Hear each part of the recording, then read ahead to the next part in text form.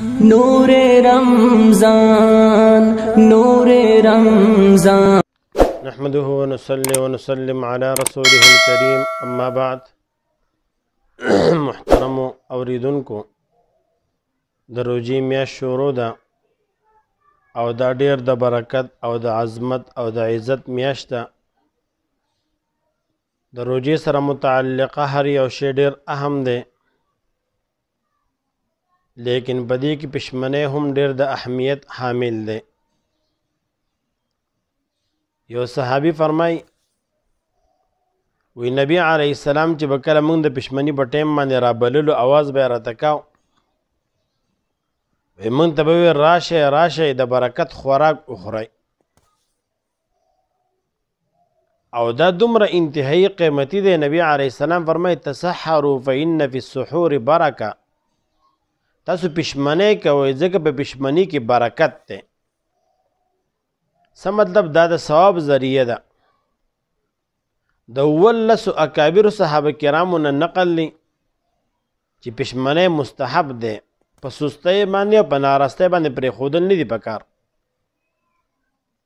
ابن عمر رضی الله تعالی فرمای حدیث شریف دی نبی علیه السلام فرمای ان الله وملائکته یصلون علی المتسحرین وی بېشکه الله پاک او د الله فرشتي په پښمنی کوونکو باندې خپل رحمتونه نازلوي نو پښمنی ډېر انتهایی د برکت دی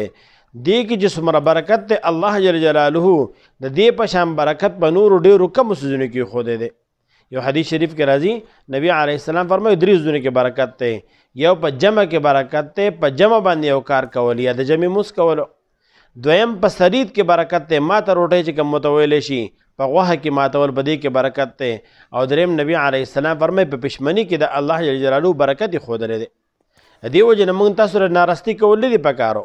بلکې پښمنۍ ښه په اهتمام سره پکار دی په دې نیت باندې چې دا یو مستحب عمل دی د دې دپاره په وخت باندې پاڅېدل پکار دی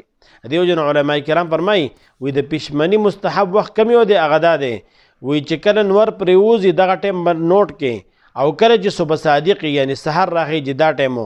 دا ټیم ټول لا جمع کا او په چی باندې تقسیم کا اخره چې کم ټیم راشي وای دا د پښمنۍ لپاره بهترین ټیم دی دا مستحب ټیم دی نو شپږمه حصه کې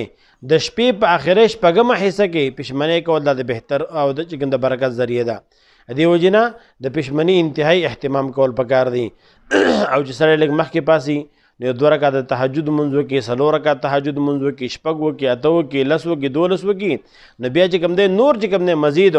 علی المزید یعنی نور هم ثواب وشي نو اهتمام انتهایی پکار دی څومره زموږ نه اهتمام کولی شي دیو جن حدیث شریف کې راځي نبی علیه السلام فرمایي نعم سحور المؤمن التمر منګه تاسو کجوره خوراک پرېښی دی ها نبی علیه السلام فرمایل وی تاسو په پښمنۍ کې چې خورئ د پښمنۍ بهترین خوراک هغه کجوره ده دیو جن دا سنت دی نو که مونږ تاسو پښمنۍ له پاسو چاولي خورو پراټې خورو څه شی چې خورو بالکل په خپل ځای باندې وخورو